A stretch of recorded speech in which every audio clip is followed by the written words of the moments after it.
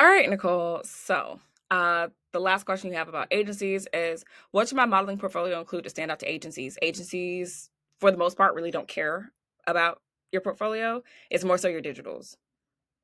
So, what are your digitals?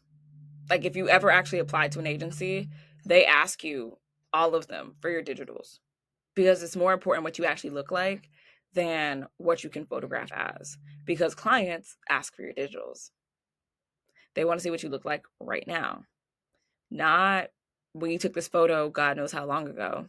What do you look like now? So this perpetual like infatuation with the agencies and what are they looking for and what do they want? Chances are, if you don't know, you probably haven't done enough on your own as a model to know. So if you don't have your digitals, if you've never applied to an agency, you have no idea your modeling stats, you have no idea what your digitals are, you have no idea the information they ask models to consider them, then you probably shouldn't be hyper focused on an agency right now. And this is not saying that you can never apply to agencies because I'm gonna level with you. When I first started, I had the same problem. I did a whole bunch of free stuff and had so much fun modeling for fun, modeling as a hobby, going on runways and taking crazy photos. And I was like, okay, so for me to be official, I just need an agency. And I went out and I applied to all these agencies and they all told me no. If I would have stayed thinking that, oh, I need an agency in order to do anything and be anything as a model, I wouldn't have the full time modeling career I have now. I would not be working internationally. I would not have this school. I would not have been able to work through COVID. I would not have been able to get bookings through a pandemic. Do you understand? If I would have let how an agency viewed me at the beginning of my career stopped me from developing myself, from making money on my own, from putting together the portfolio that actually worked for me as I wasn't where I was, from learning the skills that I need to consistently book with or without an agency, even while working, even while having a day job, without changing my look or location. If I would have let that keep me from doing all the things I needed to actually be worth representing by an agency later on in my career, where would we be?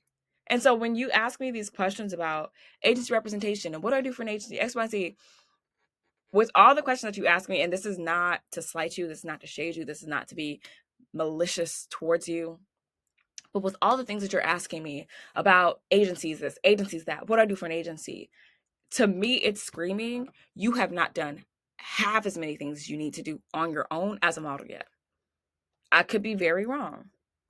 But just the type of questions, the questions that you have, and great questions, right? Very much so, great questions, very very intentional, and I love it. But when it comes to an agency, you are looking at college algebra when you have not even conquered the alphabet, numbers, okay, arithmetic, and kindergarten. The way that you're thinking about these agencies is far beyond what you should be focusing on right now if that is your ultimate goal.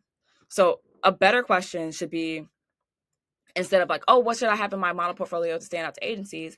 It's okay, what should I be focused on in my career if I know that the reason I'm modeling is this and the goals that I have as a model is this? That is a better question. Because if you know those two things, an agency might not even be important because of your why and your goal.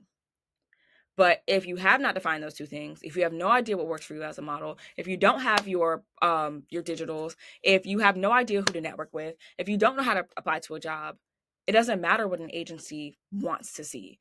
Chances are you probably don't have it. And it's not saying that you will never have it. It's saying you don't have it right now.